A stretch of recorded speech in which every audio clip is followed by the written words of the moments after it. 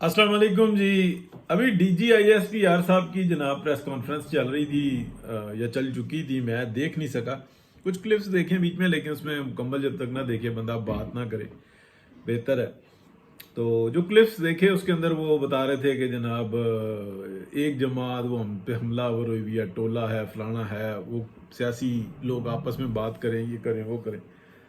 असल में तो देखें, बात जो कर रहे हैं वो जितनी बात सुनी जाए, यानी कि एक होता है ना टू का टेबल, तो ये शुरू कर देते हैं कि जी आप जो है ना आप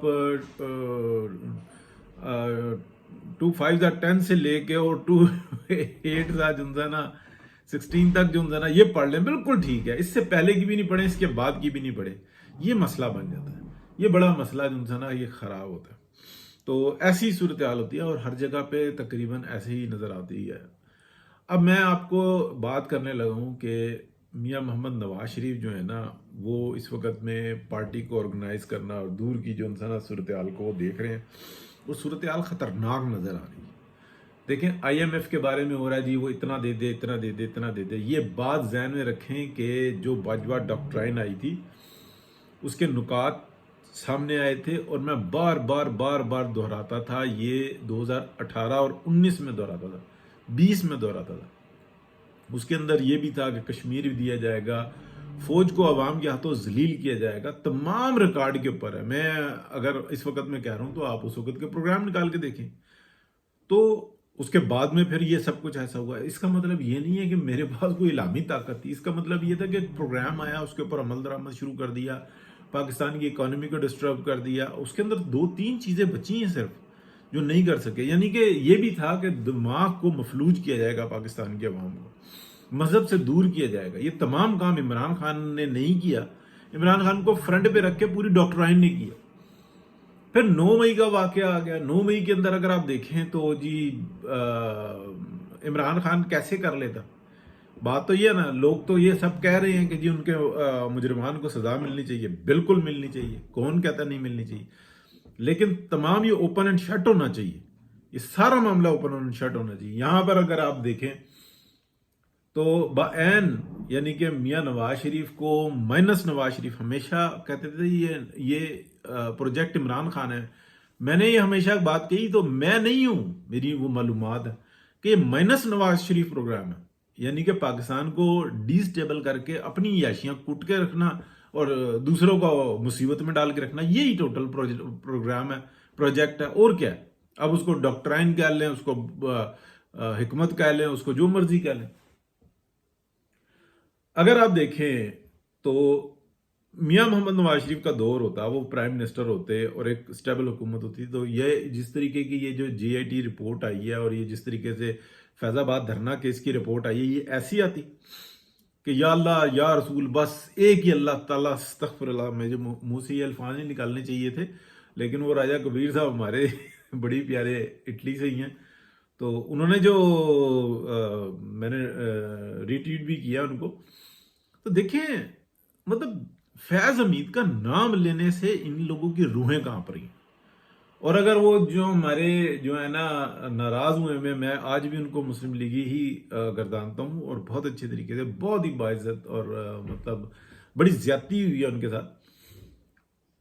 शाहिद खाकान अब्बासी साहब, बहुत ज्यादती हुई है, बहुत ज्यादती हुई है और बड़ी ऑर्गेनाइज तरीके से की है। और वो पर्दे के अंदर है, वो सामने भी आ जाए, लोगों को अब एहसास नहीं। मतलब कोई बंदा ये कहे कि जनाब मुझे 3 साल पहले जो उन्होंने गिद्दड़ कोट लगाई थी, लोग कहेंगे दिखाओ निशान, तो कहेगा वो निशान तो उस वक्त थे, अब तो नहीं है।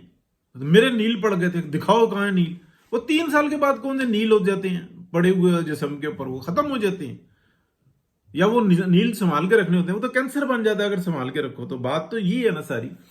लेकिन हाँ, कोई अगर अकल और शऊर की निगाह से देखे तो उनके साथ बहुत ज्यादती हुई है। मिफ्ता इस्माइल के साथ बहुत ज्यादती हुई है। क्या कहते हैं, हमारे जो सिंध के गवर्नर थे जुबैर साहब, उनके साथ बड़ी ज्यादती हुई है। कि किसने की है? ये शहबाज शरीफ साहब ने की है और जरदारी साहब ने की है, और सिर्फ माइनस नवाज शरीफ के अंदर की है। टू बी वेरी फ्रैंक, कोई मुझे बुरा कहता है कहता रहे, मतलब अपनी शौके वजारत उस्मा के अंदर पार्टी की वाट लगा दी, पार्टी का बेड़ा गर्क कर दिया। कारकुन को आज क्यों नहीं इज्जत मिल रही? इन्हीं शरारतों की वजह से लोग चीख रहे हैं। इवन मरियम नवाज के इर्द गिर्द जो टोला है वो भी कोई इतना मुखलस नहीं है। यानी कि यार आप मुझे ये बताएं, एक से एक बात करने वाला मौजूद है, सोशल मीडिया पे एक्टिव नजर आते हैं और बड़ी तादाद में नजर आते हैं। वो कौन सी वर्कशॉप्स हैं जो पीएमएलएन ने की हैं कि यार हमारे पास ये बंदे होने चाहिए, हमारे तर्जुमान। मरियम औरंगजेब ने किला ठोक के रखा कि मरियम नवाज के करीब कोई बंदा ना आ सके। अच्छा, अल्लाह मतलब एक तरफ से जूतियां मार के निकाल दिया था अजमा बुखारी को, वो बेचारी जाके यूट्यूब पे बैठ गई। अच्छा, फिर वो अल्लाह अल्लाह करके वापस आई, कोई थोड़ी सी गुंजाइश मिली, अब वो घुस गई है, उसने अंदर से कुंडी लगा ली है कि कोई दूसरा ना आ पाए। हर चैनल पे जाऊंगी तो मैं जाऊंगी, हर चैनल पे जाएगी तो मरियम औरंगजेब जाएगी, किसी की जरूरत नहीं है कि दूसरा जा सके। मतलब शर्म से डूब मरने का मकाम है इतनी। यानी कि जब हम पार्टी की तरफ देखते हैं ना तो ये नजर आती है सूरत यार। बात हो रही थी यार, ये जो सुप्रीम कोर्ट के अंदर मामला चल रहा है ना, और जिस तरीके से जनरल फैज हमीद की वकालत कर रहे हैं कि यहीं पे किला ठोक के रखो, जनरल बाजवा की तरफ तो बात जाए ही ना, और बतौर डिपार्टमेंट तो बात जाए ही ना बिल्कुल। और यहां तक तो बात जाए ही ना कि 9 मई के वाकये के पीछे इमरान खान अकेला नहीं हो सकता। यार 3200, 3400, 3600 कुछ इतना ही फिगर था जो मैंने फाइल पढ़ी थी, उसके अंदर जो ना ये था, वो लोग थे जो कनेक्टिविटी के अंदर थे कि हमने इमरान खान की गिरफ्तारी की सूरत में हमने फौजी तनसीबात पे हमला करना है, इन पर करना है, इन पर करना है, इसकी क्यादत में ये जाएगा, इसकी क्यादत में ये जाएगा। ये तमाम व्हाट्सएप ग्रुप में चल रहा था। हमारी सिक्योरिटी एजेंसियां कहां सो रही थी? मतलब मेरे जैसा बंदा जो मुजरिम बनता है वो ये कहता है कि यार ये जनरल फैज हमीद तो छोड़ो, ये तो वहां से निकलने ही नहीं दे रहे। कोई नहीं इनसे पूछे कि तुम क्या कर रहे थे।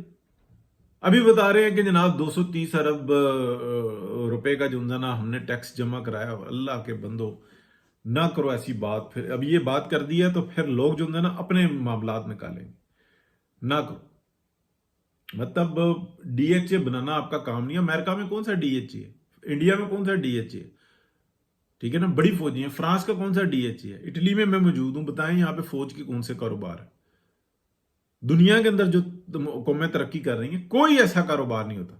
हाँ, इस तरह की एक्सपर्टीज होती हैं रोड्स बनाने की और इस तरीके की, और वो उसका कोई एक्स्ट्रा वो कारोबार नहीं खोला हुआ था फौज ने। यहाँ पे तो पूरे पूरे कारोबार खोले हुए हैं। कौन से मुल्क का बैंक है फौज का? और अगर किसी का नाम लेंगे उनकी हालत भी जो है ना बेहाल ही हुई होगी। यार जिसके हाथ में डंडा होता हो उसके हाथ में कारोबार कैसे हो सकता है? वो तो उसके कारोबार पे जब जरब लगेगी वो तो सीधा करके रख देगा।